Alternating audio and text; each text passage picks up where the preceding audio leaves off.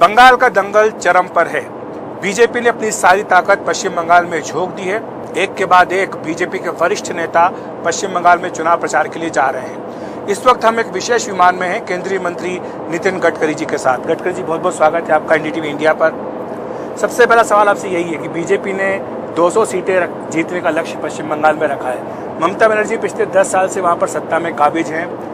वो ये कहती है कि जो मेरा काम है ये काम बोलता है, बंगाल की जनता मेरा साथ देगी। वो बीजेपी वालों को बाहरी बोलती है। वो कहती है कि ये गुजरात से आ रहे हैं, ये महाराष्ट्र से आ रहे हैं, ये दिल्ली से आ रहे हैं और ये बाहरी लोग हैं और वो बंगाल की बेटी है। हम कोई बाहरी नहीं है।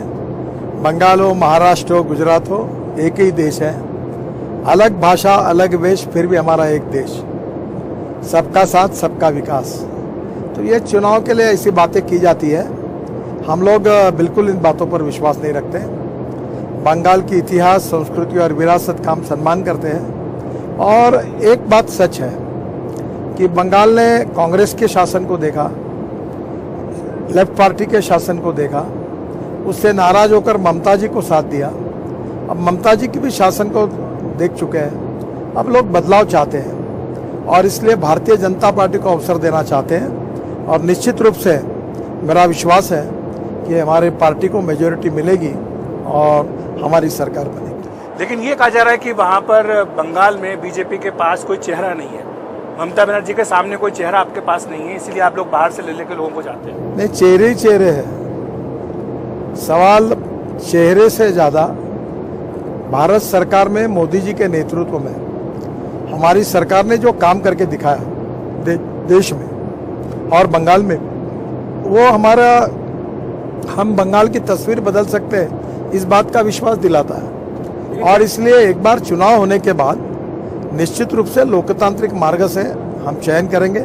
और ये बता चुका है कि अगला मुख्यमंत्री अगर हमारा होगा तो बंगाल का ही होगा, कोई बाहर का नहीं होगा। बिल्कुल। और दूसरी बात ये है कि बीजेपी के भीतर हम देख रहे हैं कि करीब 1 दर्जन विधायक जो है वो टीएमसी से आ गए, कई सारे सांसद वो टीएमसी से आ गए, पूरा कार्डर टीएमसी का शिफ्ट होकर बीजेपी में आ रहा है। तो ये जो उधार की ताकत है, इसको बीजेपी किस तरह से देखती है? देखिए, लोग जो तृणमूल कांग्रेस से फ्रस्ट्रेट हुए, निराश हुए, वो पार्टी छोड़कर अभी बाहर जा रहे हैं। तो वहाँ उनकी जो नाराजी है वो उसका सही में कारण अब उस पार्टी से उनका मोह भंग हुआ है। इसलिए वो ही नहीं तो सभी प्रकार के प्रभाव बीजेपी के साथ जुड़ रहे हैं। एक अच्छा वातावरण है और जो बीजेपी के लिए अनुकूल है, तो नेचुरली अलग अलग प्रवाह के लोग जुड़ना चाहते हैं। वो स्थिति वैसी है। पर अगर बाहर से लोग आएंगे जिनकी छवि के बारे में आपको पता नहीं है, जिनके पृष्ठभूमि के बारे में आपको पता नहीं, तो क्या आपको लगता नहीं उससे बीजेपी की जो अपनी छवि है, गुड गवर्नेंस की जो आप दावा करते हैं, उस पर असर पड़ सकता है?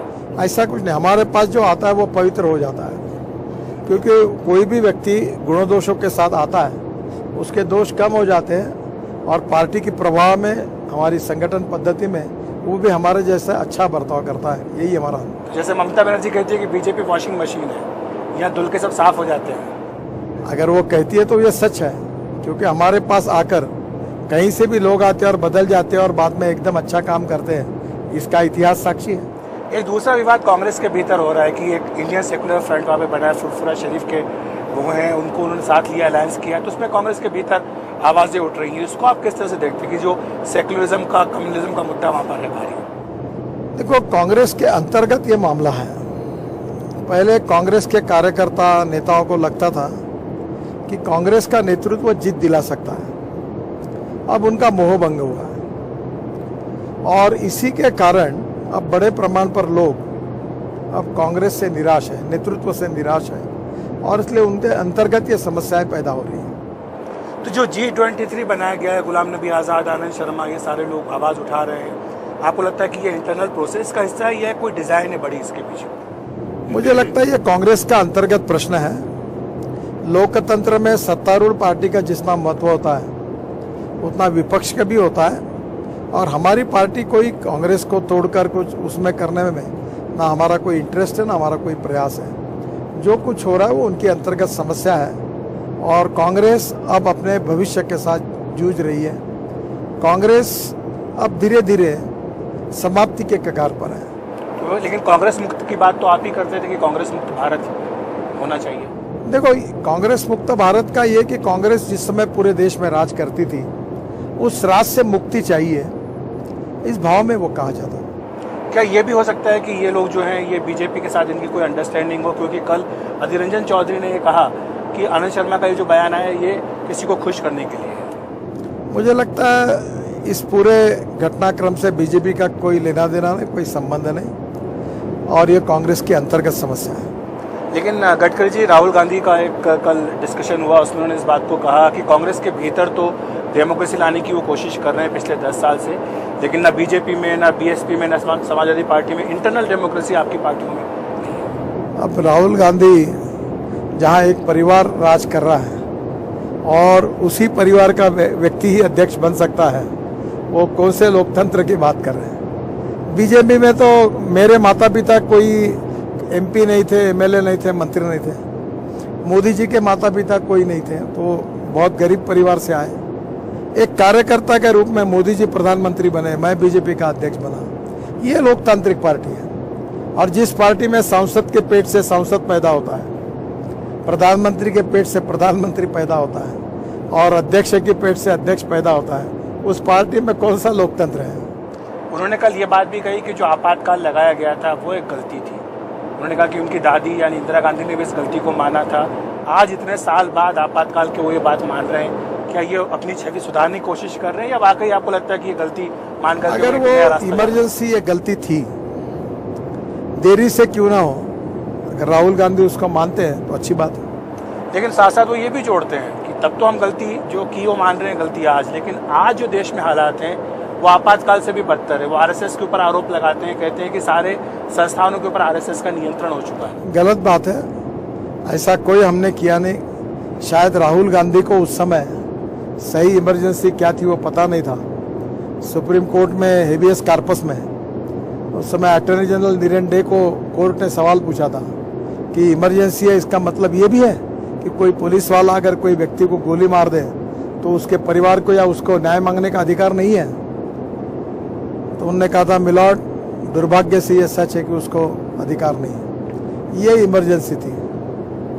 आज ऐसी कौन सी इमरजेंसी? सर, वो कहते हैं कि मीडिया का गला घोटा जा रहा है, अदालतों में अपने लोग बिठाए जा रहे हैं, हर जगह संस्थानों के साथ खिलवाड़ किया जा रहा है। वो गलत बात बोल रहे हैं। दूसरी बात, आपके गृह प्रदेश की बात आती है, महाराष्ट्र की, जहाँ पर कि शिवसेना का गठबंधन सरकार चल रहा है। हाल ही में एक विवाद हुआ था जिसमें कि लता मंगेशकर, सचिन तेंदुलकर आदि ने ट्वीट किए थे, दोनों भारत रत्न हैं।